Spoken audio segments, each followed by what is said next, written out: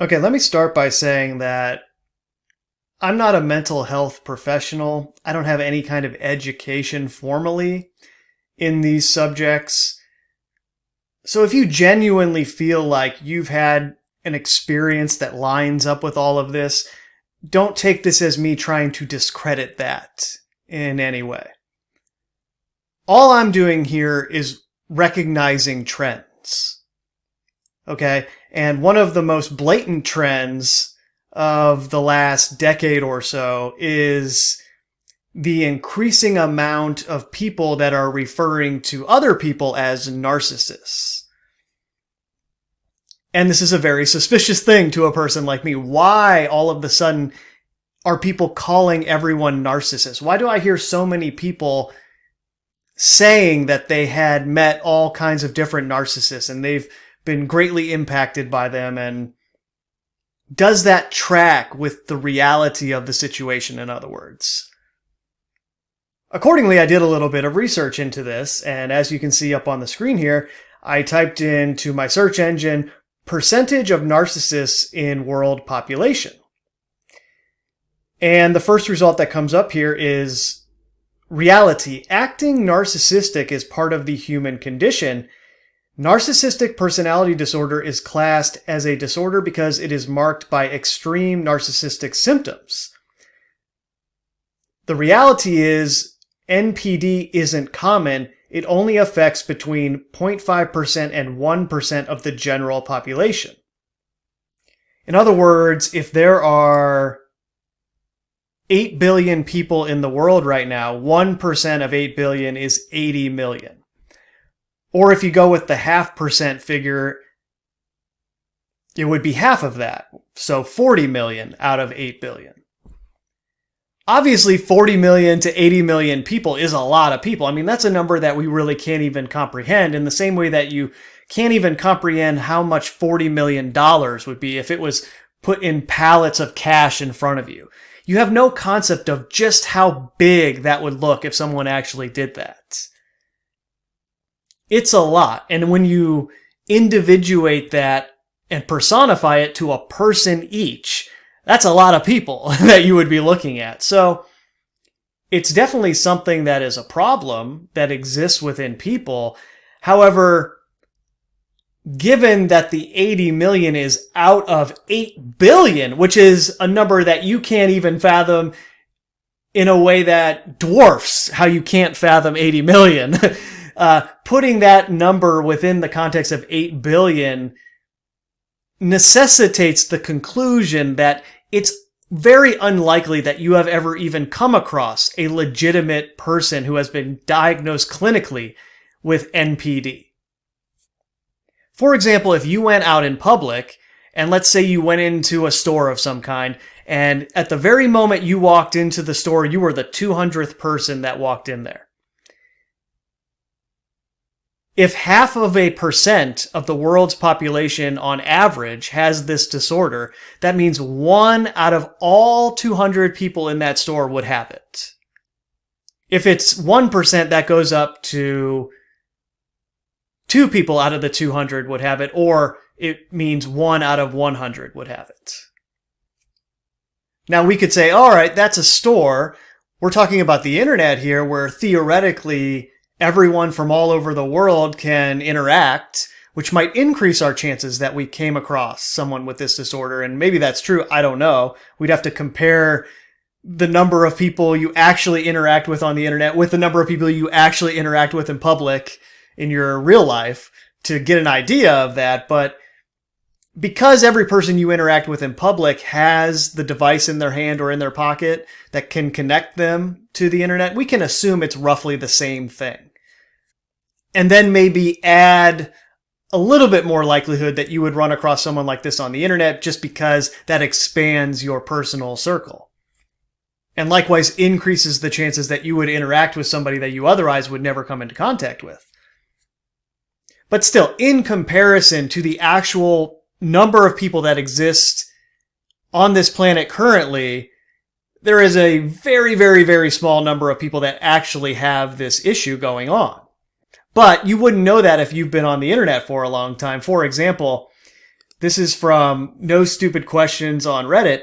Why is narcissism believed to affect 0.5% of people, but online, many people seem to know several narcissists in their personal lives? Friends, family members, exes, etc. That's a very good question. That's kind of the same question that I had when I started seeing this trend taking place. All of a sudden, everyone is just calling each other narcs. What's this about? What's going on here? And then the next test is to go on to YouTube and type in narcissist into the search bar and see what comes up.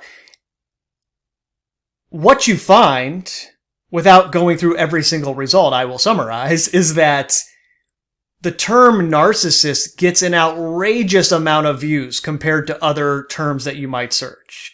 It's a very popular search term. You can see here just the first video, 191K views from a year ago. And then you have this one down here, Signs You're Dating a Narcissist, 8.6 million views. And that's really the biggest place that you'll see this kind of label being thrown around, is in the dating content, which anyone who's ever been in a relationship can attest to the fact that when it ends, if it does, and it ends in a bad kind of way where there's sort of discontent there, each person wants to blame the other person for the reason that it ended, because they don't want to look at themselves in the mirror and say, how did I contribute to this? Was I doing things that they were actually right about that contributed to the end of this?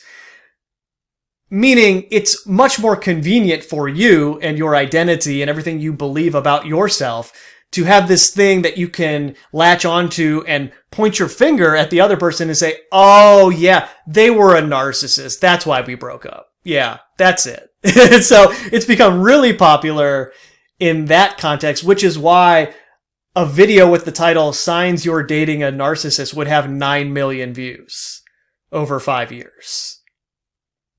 And it's interesting, right? The word narcissist comes from this myth of Narcissus, who was this character that was so struck by his reflection of himself in the water, which is equivalent to a mirror for us, that he just sat there looking at himself until he died. He couldn't get away from his own reflection. So the disorder along those lines is kind of focused on yourself in that way. And when you look at society via the internet, every single one of us is a narcissist in the way that we present ourselves to the rest of the world. I mean, we're trained to do that. Every single person has that narcissistic trait if they own a Facebook page, because they're curating their Facebook posts and their images and pictures and all of that in the exact same way. They're not making themselves look bad on purpose. No, they're putting their best foot forward. They're crafting the narrative for themselves in the best way possible. So they're viewed in the best possible light. I mean, it's the same way with Instagram or a YouTube channel, whatever it is. But you can just see on the views here how popular this sort of thing is. And then you have all these shorts where, you know, these people who don't really know in a clinical way what's going on are giving you headlines like the narcissist's biggest weakness, the number one abuse tactic narcissists use against you. 3 ways to know for sure that you are not the narcissist. Again, that kind of goes back to the thing of people are competing with each other to prove who isn't that thing, so they don't get the label. That was the first thing that I did. And then I kind of had this aha moment where I'm like, well, why would this be promoted so heavily? And why is this going on in a broader way? And then I went and looked at the actual traits here. What are the symptoms of narcissistic personality disorder? And they have this acronym for it. But number 7 really stood out to me, lack empathy. And then I had that moment where I said, oh, okay. Because I knew from researching the New Age scene that there are so many people there who claim that they are empaths, and then they further reinforce the idea that you are an empath too, most likely because you listen to them. And they create this whole idea about empaths and who they are. And one of the big things that they talk about is how narcissists are allegedly attracted to empaths because of the way that the traits interact. And you can go do the same thing in the YouTube search bar. You put empath in and just look at the first result here. Unlock the full power of manifestation, right? They know that someone searching for empath is in that new age mindset where they're going to be looking for stuff like that, which is why the first sponsored ad here is unlock the full power of manifestation. No coincidence there. But then you have similar headlines here. And I think this is the same woman who was talking about narcissists. This must be some kind of doctor who's a clinical psychologist that everyone goes to discuss this subject in an official sanctioned way. But you can see the headlines, 6 struggles only genuine empaths will understand. It's kind of like I was talking about in that last video where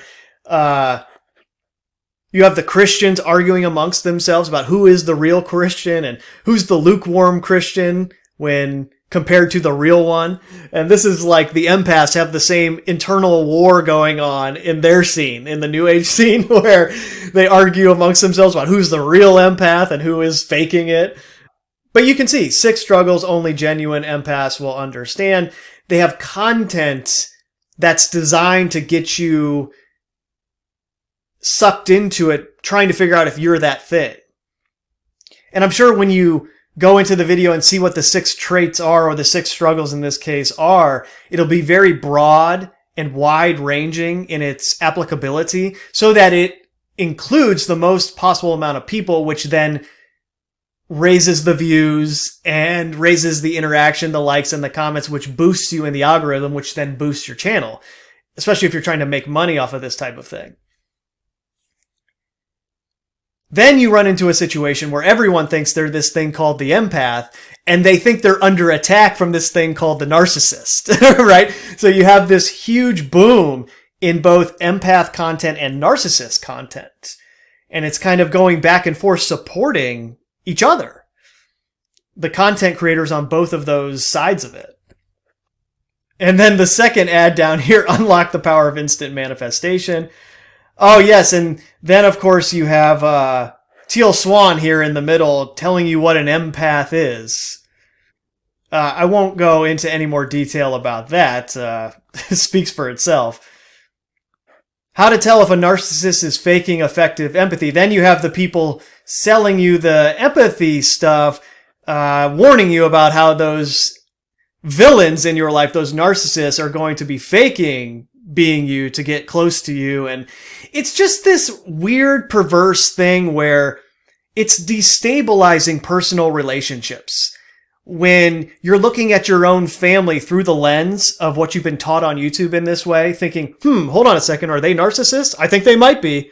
I'm an empath stuck in a narcissistic family. This is a tragedy and unacceptable. I just need to cut off contact altogether with everyone I know in my family because they're all narcissists. You know what I mean? Like, you get taken down this path that leads you to detach from personal relationships because of some YouTube video you watched one time. And again, like I said in the beginning, there's 80 million of these people that have this disorder, in the same way that there's a significant minority of people that are actual real psychopaths or sociopaths, and they could do significant damage to you in your life if you came into contact with them. I'm not trying to discredit that idea, but the odds that you are experiencing that are extremely low. The odds are much greater that you're interacting with somebody who's just a human being under mind control in this world and has certain traits that aren't great, that might be sort of toxic, but they could easily fix that if they were made aware of it. And it's not something where you need to abandon the person because they have this clinical disorder that could literally lead to your ruination, right? No, this is much more innocent than that. But I hope you see how it's a very effective way, because of how widespread it could be applied to everyone, to drive wedges between people and create this toxic environment, not only in your own life, but online, where you're looking at everyone through the lens of, oh my gosh, they have a severe mental imbalance or illness. And it's just funny to me, like this one says, 6 truths empaths need to realize about narcissists. And when I was actually looking at let's see where that was, the traits of narcissists, I was viewing it through the angle of the New Age scene and how it sells empaths. And I'm looking at it like, these manifestors that think they're empaths have a lot of these qualities. And it's like they're looking at other people as if they're the enemy because they are narcissistic. And I'm sitting here thinking, well, you guys have a lot of these traits in action when you're embodying that New Age scene and what they teach you. You have that sense of self-importance, that I am my own God. I'm going to create my own reality. You are preoccupied with power in that way. You're preoccupied with the power of manifestation. You are entitled in that you think you deserve to have this ability to manifest and then the ability to achieve it. You only want to be around other people who are manifesting in that way because they have a quote-unquote toxic vibration if they don't. And you want to cut those people out of your life. You can be arrogant and interpersonally exploitative of other people around you in that quest to achieve your so-called dream manifestation. You often lack empathy, even though you call yourself an empath in the way that you can feel other people's energy around you and their emotions. Yes, but you lack empathy as it relates to other people because of how you've been taught to interact with them through this New Age propaganda. And then you can get envious or jealous of other people who have allegedly achieved these things, even though most of the time they haven't. They've just been charging you money to achieve that dream. And they have that life that you think you want, and then you mimic that. And you want to be admired for how good you are, for how pure your heart and soul was in doing this. You had no ulterior motives other than what was best for everyone. It's just you needed to get yours, and then everyone could be, living their best life in the same way. So that was amusing to me, how this New Age programming is actual narcissism, but they would program you with the belief that you need to look out for other narcissists while they're turning you into that. And then it's kind of the exact mirror image of that, ironically enough, when you have all of these people on YouTube pointing their finger at other people claiming that they are narcissists. They're promoting that idea into you as they gaslight you because that's what they are. Which just confuses you because you have this person calling everyone else a narc or a narcissist, and they are exhibiting all of those traits themselves, which leads you to not be able to see it in them because they're repeatedly saying that other people are that. Which is one of the greatest tricks that exists on the internet with these shills and the other fake people claiming to be something that they are not, claiming to be truthers. They call other people narcissists, and then every single thing that they do is that. And they're gaslighting you because you don't question them, or you at least have this suspicion that there's something not right about them. But because they constantly reinforce that everyone else is a narcissist and they aren't that, you never ask the question, wait a second, are they doing all of those things that they're accusing other people of doing? Is this some way to drive wedges between people and get people completely confused about what's really going on in the world? People don't ask that question because of this. Because it's the same thing when you go look up the percentage of empaths in the population, which says, although empathy is a relatively common human ability, yes, of course we all have it, or most of us do, except the extreme minority of people who have genuine disorders where they can't feel other people's feelings, and that would be the kind of psychopath, sociopath disorders that, again, are in a minority, but yes, they exist. There are people who are just, for whatever reason, born without the ability to feel, or maybe some kind of trauma led them to disassociate and create some kind of alter where they don't allow themselves to feel at all because of what happened. Those kinds of things exist, of course, but the reality is only 2% of the population have higher than normal sensitivity to other people's emotions and feel them in that way. Which again is an extreme minority of the population.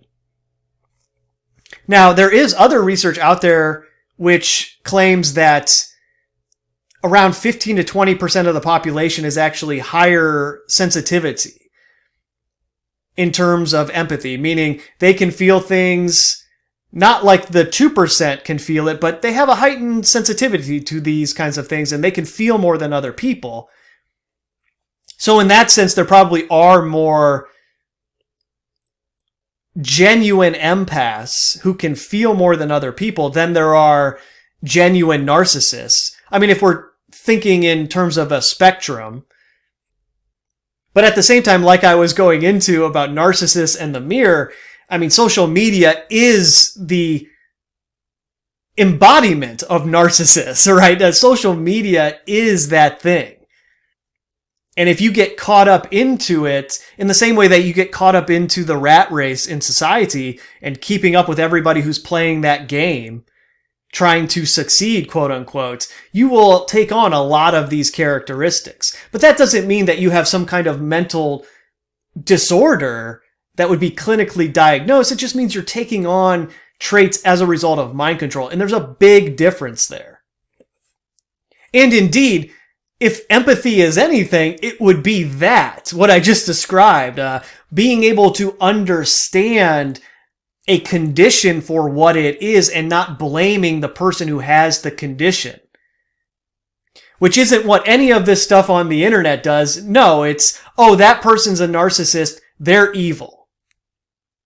Now, like the empath spectrum, where you have this 2% that kind of has super empathy, where it's almost like a superpower and they can feel in a very literal way all of the emotions of the people that they come into contact with, including animals and just anything that can be felt.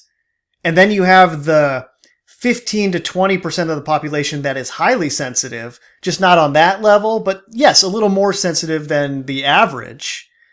Well, it's the same thing with narcissism, where you have the actual overt disorder that is 0.5% to 1% of the population, maybe even up to 2 or 3%, according to other sources, or 5%. And then you have the spectrum from there, which is probably similar to the highly sensitive, which would be the covert narcissist, which is a kind of second form that isn't as overt. And because this form exists, the clinical psychologists say, well, we can't really estimate the reality of the number, what it really would be, but it's probably similar to the empath spectrum. And so still, my point is, it is very unlikely, given that you have actually had an experience with somebody who is genuinely suffering from a disorder along these lines. Because it's a spectrum and these are things that everyone, for the most part, is born with, you're going to run into everyone in your life eventually having the expression of something that could be classified as empathy or narcissism. But that doesn't mean that they have some kind of disorder that makes them evil or someone that should be completely ghosted and never interacted with. Again, like I said in the beginning, I'm not a doctor. I am not an expert on these things. And you have to be aware of your own life in that way and make your own decisions. If you have come into contact with somebody who would be genuinely diagnosed as one of these things, by all means, do whatever you have to do to protect yourself. What I'm talking about is the trend, what I'm observing on the internet. And what I'm observing is something that goes against what the actual numbers are. I'm observing the trend where people are claiming to be empaths and accusing others of being narcissists at a rate that far exceeds what the reality is, clinically speaking, as the diagnosis goes. It's no different than anything else. It's like the people on the internet who claim that they're awake. I mean, what percentage of the people who state the words, I am awake, are actually truly awake? I mean, it's probably a minority, right? This just goes with anything. People want to believe certain things to protect themselves and the identity they have created, to protect the personality that they have built for themselves. And it's a lot easier to point your finger at somebody and accuse them of being a narcissist and explain away all of the things that you did and all your own actions than it is to accept responsibility and really examine your own life in a microscopic way. So anyways, that's about all I wanted to get into in this video. I just wanted to bring some clarity to this issue of narcissists and empaths, but especially the narcissism thing, and how so many people who don't have your best interests in mind are constantly trying to reinforce the idea that everyone who isn't them is a narcissist, right? And they're constantly pointing their finger at all these other people and saying that they're narcs as a way to proclaim that they are evil and not the same as you. They're not on the right team that you are on. And trust me, you're not a narcissist because you're listening to me, or so this person would tell you. All right. And that's how the game is played. And I just hope you can see that now in a more clear way. But that's it. Later.